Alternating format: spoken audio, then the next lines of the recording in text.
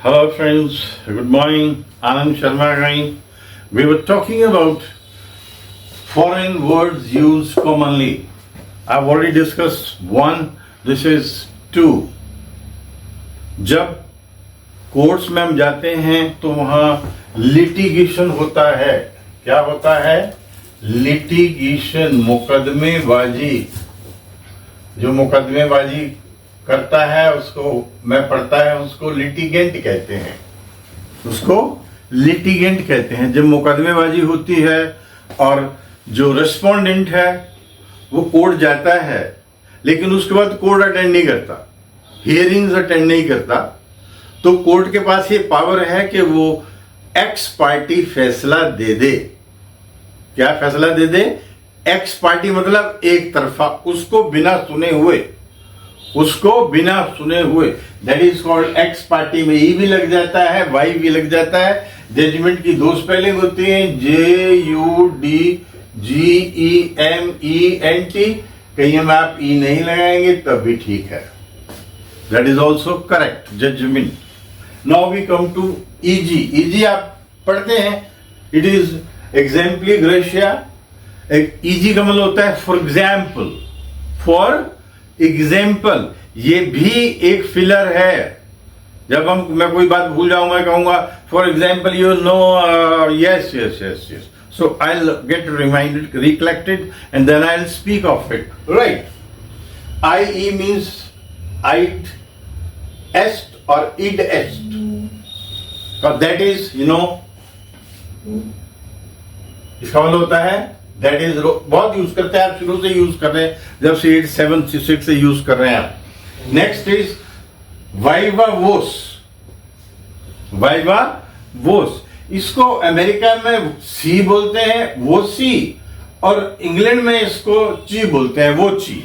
अब जैसी आपकी मर्जी आप बोलिए, but speak viva voce. That is also correct and acceptable across the globe.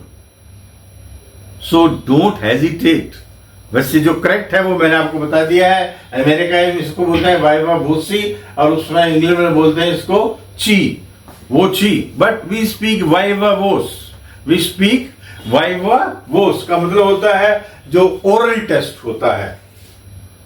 जो ओरल टेस्ट होता है उसको वाइवा वोस कहते हैं.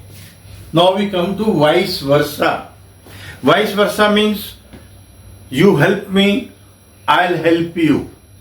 This is vice versa. In return of, you help me, you help me in this matter, I help you in that matter. This is called vice versa. In return of. Now we come to the next verses. ये आप जानते ही हैं, जब आप match देखते हैं तो ऐसे लिखा होता है वर्सेस, खिलाफ. England versus India. टेम्पो, इस वर्ड को बहुत ध्यान से सुनना. टेम्पो वर्ड बहुत यूज होता है. टेम्पो का मतलब होता है गति. टेम्पो चलते हैं हमारे, वही तो है टेम्पो. इसको हम टेम्पो बोलते हैं. एग्जैक्टली ये टेम्पो मीन्स गति.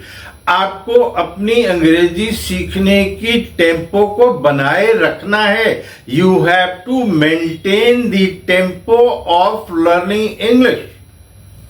तो टेम्पो का मतलब क्या हुआ? गति. इसके लिए एक और वर्ड है, थोड़ा सा डिफिकल्ट है लेकिन एग्जैक्ट नहीं है, impetus. So tempo is a very good word, very regular word, used more than oftenly.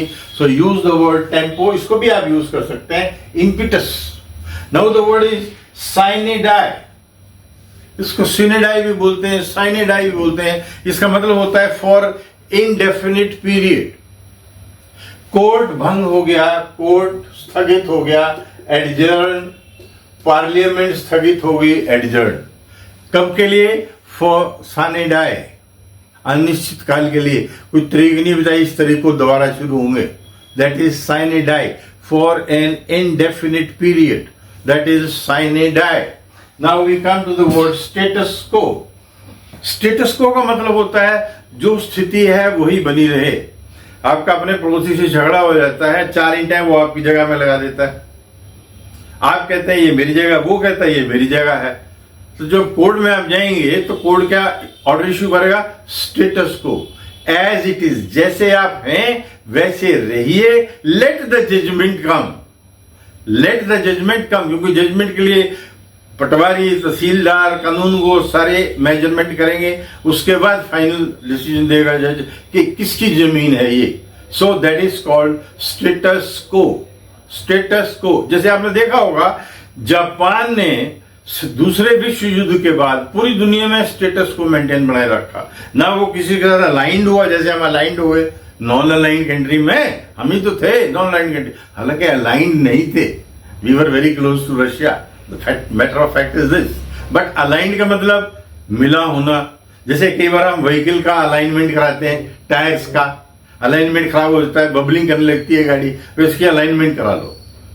So right, this is called status quo. Now prima facie, prima facie, एक ने कहा जिन्हें पत्थर मार दे जी, मेरे घर में घुस गया जी, मुझे मार दूंगा जी, मैं गया ही नहीं जी, मैं तो वहां था ही नहीं जी, मैं तो वहां था ही नहीं जी। तो कोर्ट क्या यूज करेगा, लैंग्वेज क्या यूज करेगा कि प्रथम दृष्टि में ये केस बनता है, this case is solid acceptable, तो कोर्ट उस केस को ले लेता है। तो प्राइमा फेसाई ये पुलिस भी यूज करती है और कोर्ट भी यूज करता है। प्राइमा फेसाई और प्राइमा फेसी मीन्स प्रथम दृष्टि में, पहली नजर में ये केस बनता है, it cannot be ruled out. Is that clear? So learn all the words, keep learning, keep enjoying. God bless.